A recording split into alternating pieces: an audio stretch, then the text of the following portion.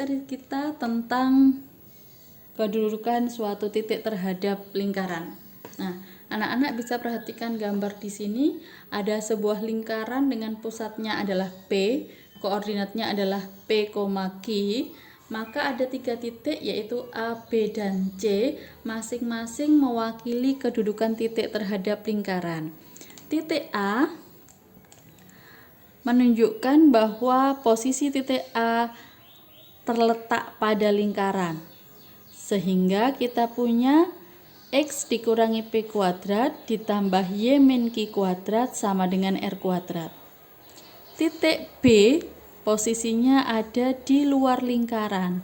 Maka berlaku X dikurangi P kuadrat ditambah Y dikurangi Q kuadrat lebih dari R kuadrat.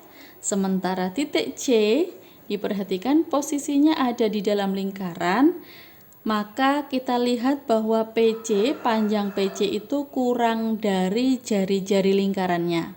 Maka X dikurangi P kuadrat ditambah Y dikurangi Q kuadrat kurang dari R kuadrat. Kita lanjutkan tentang kuasa titik terhadap lingkaran. Misalkan di sini ada titik B, koordinatnya adalah X, Y, terletak di luar lingkaran dengan pusat P, koordinatnya adalah P, Q. Kemudian dari B ini kita tarik sebuah garis sampai menyinggung lingkaran di titik A misalnya. Kemudian kita hubungkan ketiga titik ini membentuk sudut siku-siku di A. Maka berdasarkan teorema Pythagoras kita punya AB kuadrat sama dengan PB kuadrat dikurangi PA kuadrat. Nah, PB sendiri adalah X min P kuadrat ditambah Y min Q kuadrat dan AP-nya, PA-nya adalah R kuadrat. Sehingga kuasa titik B terhadap lingkaran dirumuskan dengan X min P kuadrat ditambah Y min Q kuadrat dikurangi R kuadrat. Nah, ketika ditanyakan jarak titik B ke titik singgung lingkaran atau panjang BA di sini, maka kita punya panjang BA sama dengan akar dari kuasa titik B. Contoh 1, misalkan kita punya sebuah titik A, koordinatnya adalah negatif 2, negatif 6.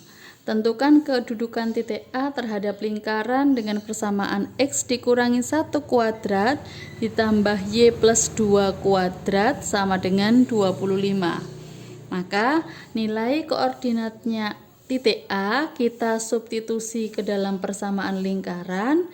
Negatif 2 dikurangi 1 kuadrat ditambah negatif 6, Y-nya ditambah 2 kuadrat sama dengan 9 ditambah 16 sama dengan 25.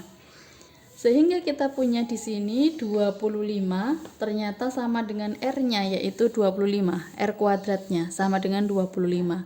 Dengan demikian, maka titik A terletak pada lingkaran. Lanjut ke contoh soal yang kedua.